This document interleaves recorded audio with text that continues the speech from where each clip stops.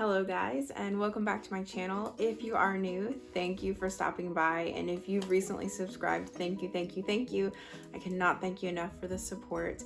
Today is part 3 of our homeschool haul. I have one more video in store for you, which will be practical life, and that will end our homeschool haul series. And then my hope is to show you a tour of our homeschool room.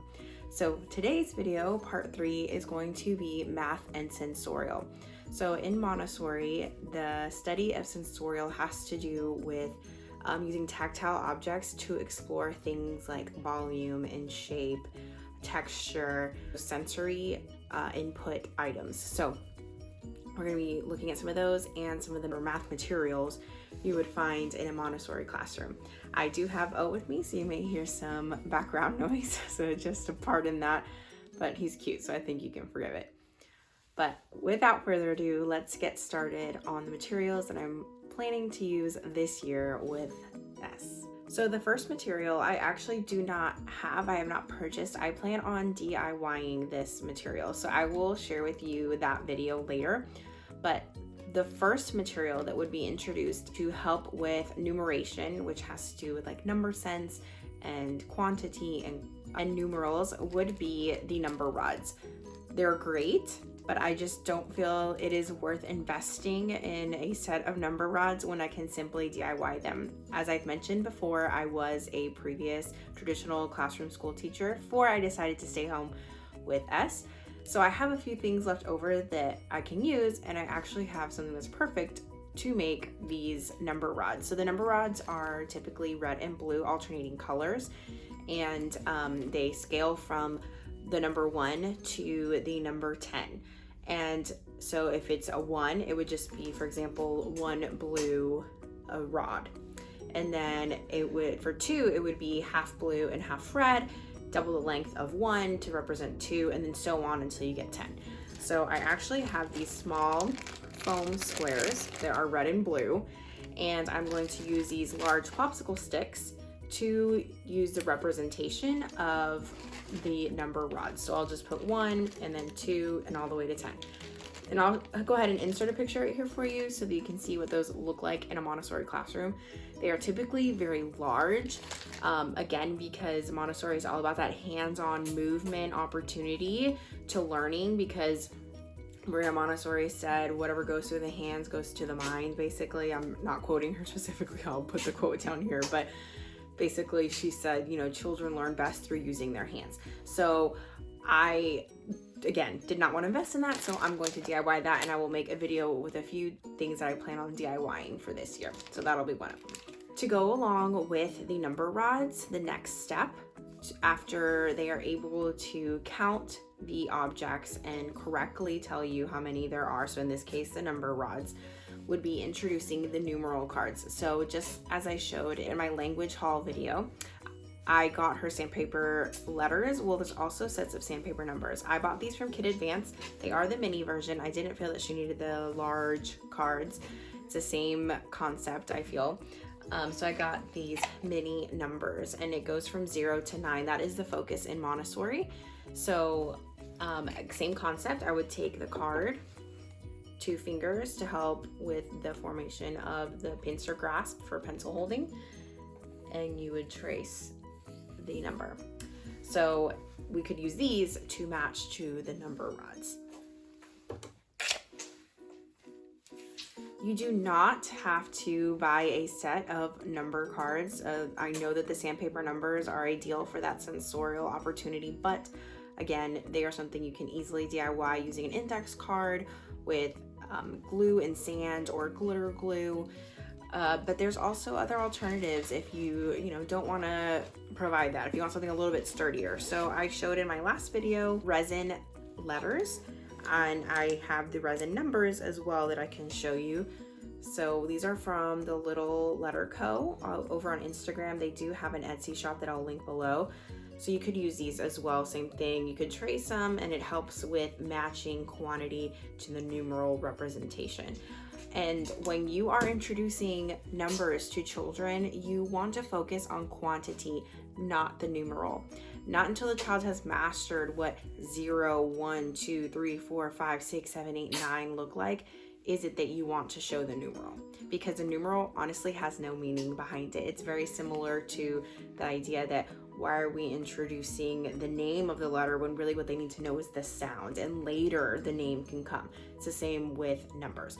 Quantity, then the numeral representation for that quantity. Something else you could use are just basic flashcards that have numbers. You can go to your local Dollar Tree, 99-cent store, Walmart, Target, and get flashcards that have numbers.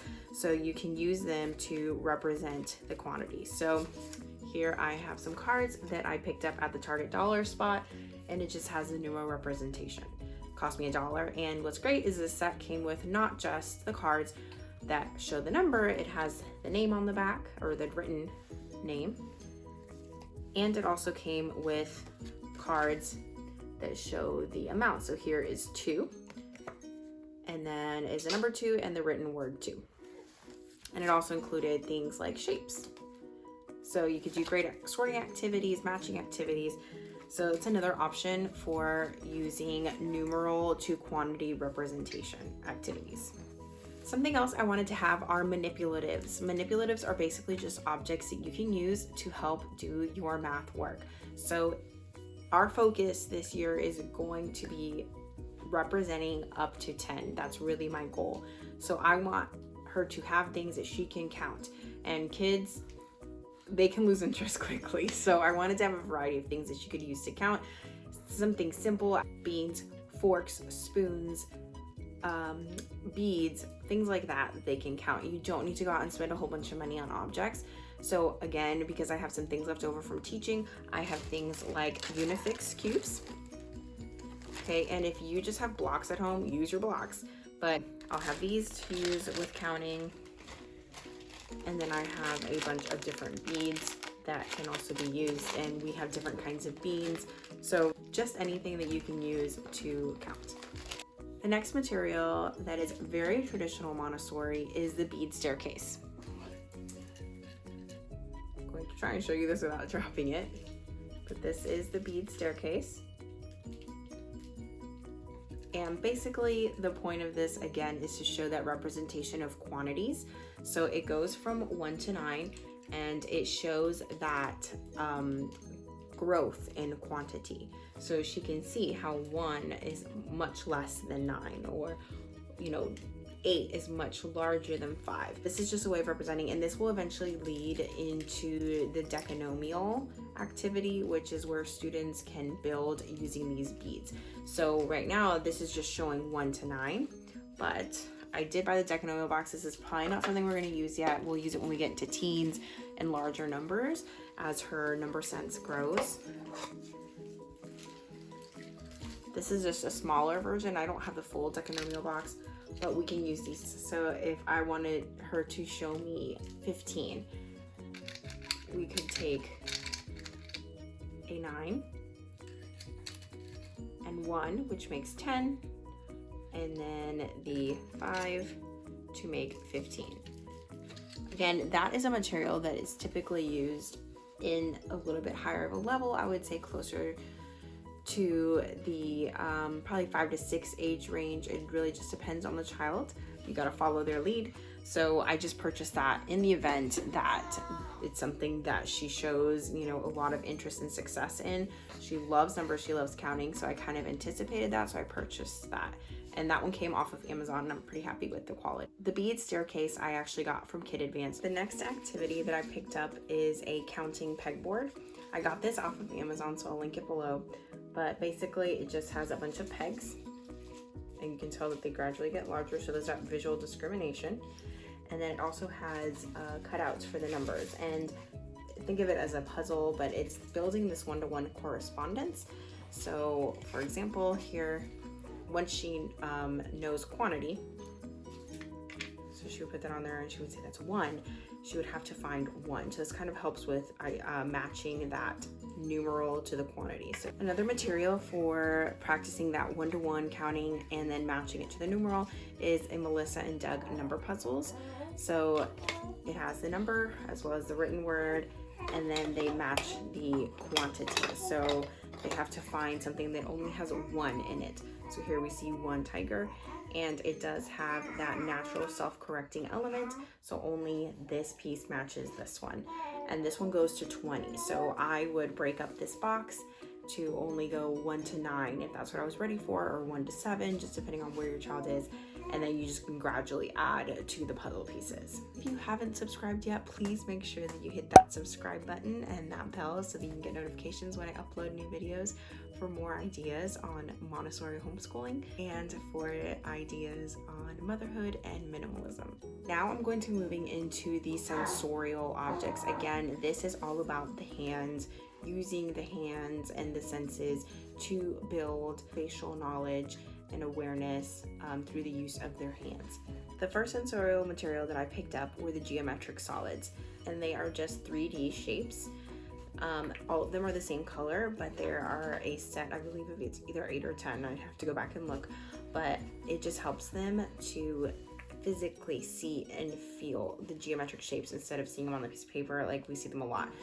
Children at a young age, until I would say probably the middle school age, are very much about concrete opportunities, meaning that hands-on, and then they're ready for that abstract where they're seeing it on paper. Now, of course, as they get older, you can include that abstract, but kids are just very much hands-on. I think even as adults we're hands-on. So this in a 3 to 6 Montessori classroom would just be used for the purpose of learning the names of the 3D shapes. That's it, simply that. Once they get into the 6 to 9 and the 9 to 12 classroom, they can move into other topics like area, circumference, diameter, things like that. But right now it is just for the purpose of learning the names of these 3D shapes. The kit that I purchased from Kit Advance also includes the bases on which each shape can sit, as well as the shape base matching cards. So just to show you, I have little bases that the round shapes can sit on. Also included in the set that I purchased were the base matching activities. So here are the actual physical shapes. You can have these just printed out on a piece of paper. I know that Montessori Print Shop has them, as well as several blogs. You can just look for the geometric base shape pictures, but the purpose is for the child to look at the shape and their base. So here they are learning that vocabulary, and they have to find the piece that matches this. So in this case, I would see that this fits perfectly on top. So using this would help the child not just build the knowledge of vocabulary like base and point, but it also helps them to name the shape based on their base. So we sit on here, I see it as a shape of a triangle. So this is a triangular pyramid because it has a point, where a prism has a flat top. So this is great for building that vocabulary, but again, that would not come until the 6 to 9 classroom, typically speaking. Again, following your child's, if you feel that they're ready, you can introduce that. But for the purpose of a 3 to 6 year old Montessori classroom, it is simply for naming the geometric solids. The next sensorial material I'm going to show you is actually typically considered a language material because it is used for the purpose of developing the hand to prepare for writing. We'll not be using this for us as a language tool, but I will be using it as shape naming tool. So these are called typically the metal insets, and they are just the shapes using metal material that can fit into a shape holder. I will model to you how they're used here in the next clip, but again, I'll be using them to name the shapes. And there's a lot more than these in the packet. I simply just have these out to show you. Here you see the outer ring, and then you see the shape that fits inside. So it's almost like a puzzle, and it's great because it helps build vocabulary. So we have a circle, we have the oval, and there's the inset. It does have this shape where if a child's looking at it, they might think it's an oval, so they might try and pick up this piece and put it on and realize, wait, that's not the oval. So this would, I believe, it's called the eyelet shape or the egg shape, and it fits in there. Once I've introduced the geometric solids, which is that concrete opportunity, I'm going to move into those 2D shapes, which are flat. So this is one tool I'll be using with that. Got these off of Amazon, so I'll also link these down below. But as I was saying, in the language area, what would happen is you begin with the outer part of the inset, and the child uses the pencil to trace around the edge, so it helps to build that fine motor skill. And then they would like draw patterns in it, so maybe lines going down, lines going across. And then the true development of that pincer grasp, once they have it, they're able to outline here the edge without having that control like they did with the outside part of the inset. But that will come much later, typically between the ages of 4 to 6. So that doesn't mean because your child's 4 you're going to use this right away, but if they're ready for it, then you would introduce it then. But you know, anywhere between the age of 4, 6, and 6, they would use this tool. After I have introduced the metal insets, or in this case the plastic insets that I got off of Amazon, the next thing that I could do is introduce a pegboard. Now this pegboard was used with 5th graders. I do feel it is going to be a little bit harder for her because the pegs, as you can see, are not very tall, so I'm going to try and find a wooden pegboard for her for now. I will use these cards to match the metal inset shape to, and then she can actually build it on the pegboard, and we would use these colors to help her build that shape. And again, you can have that conversation later on as they get older about like coordinates and just the type of lines that they're creating. But for the basis of a 3 to 6, it's just building this. So we would count it's 1, 2, 3, 4, 5 dots across, or you know, diagonally down, and 1, 2, 3, 4, 5 across. We could talk about how this is an equilateral triangle. So there's just a lot of opportunities and activities like this one. The next item I have, I do not remember for the life of me the name of these. They are very similar to like tangram shapes. I would have to look it up, and I will insert the name for you here, and I will see if I can find a set on Amazon. I actually started using these with S when she was about 1.5, maybe a little bit older, simply as puzzles, but they look like this. If you know the name, you can go ahead and leave it in the comments below. But they're just, I would say, different polygon kind of shapes. I'm not really sure, I cannot remember. But what I did was I traced all of these, just the outlines, and created puzzles where she had to match the shapes. Now, it may seem easy, but if you look at this, for example, you know, she would have to match it, but then she has to find the direction in which it goes. And I'll insert a clip here. I actually have her doing this. Can you show me where this one goes? Look at your puzzles. Where does it go? There it goes. Those match. Awesome. Okay, I'm gonna put the ones you finish over here, okay? Where does this one go? Does that match? There it goes. It matches. Okay. What about this one? Where does that go? Look for the shape. Does that match? Does that match?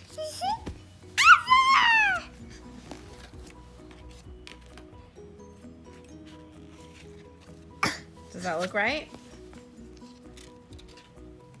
Try another one. Okay, we'll come back to that one. All right, what about this one? Where is this one? Look on your papers. Look at the shape in your hand. There you go.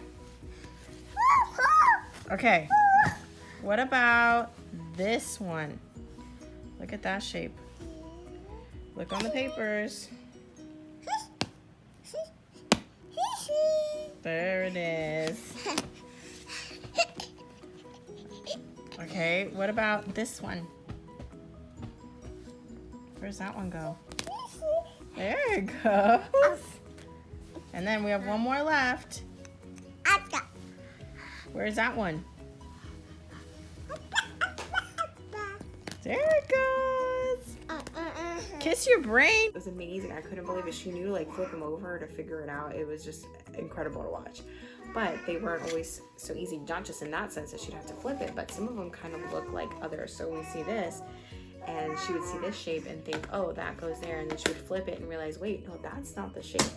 So these were great puzzles that we created. The next material I'm going to show you is used to help the child develop a spatial awareness looking at dimension and height. So these are called knob cylinders. There are a set of 4, and I will show you them in this next clip, but each one looks at different dimensions. So for example, here you can see that the diameter is different, but they are also different heights.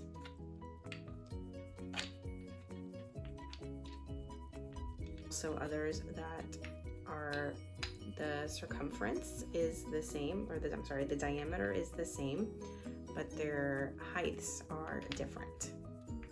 So I would typically start with one like this, where everything is the same and all we're looking at is their height. This one, you have different thicknesses as well as different diameters, and each one is like that.